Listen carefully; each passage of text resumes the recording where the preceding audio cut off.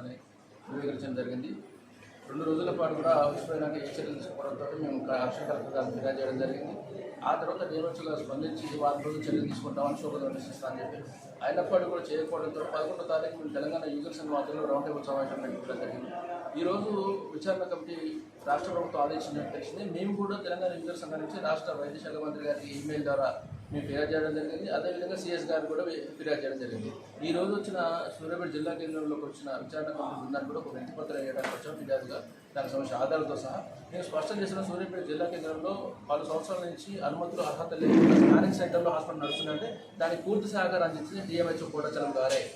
పీసీపీఎండీ act ప్రకారం Telangana medical council NMC act ప్రకారం వెంటనే ఫస్ట్గా చేయాల్సిన చర్యలు ఏంటంటే డిఎంహెచ్ఓ గారిపైన చర్యలు తీసుకోవాలని, కేసు నమోదు చేయాలని మేము తెలంగాణ యూజర్ సంఘం నుంచి డిమాండ్ చేస్తున్నాం.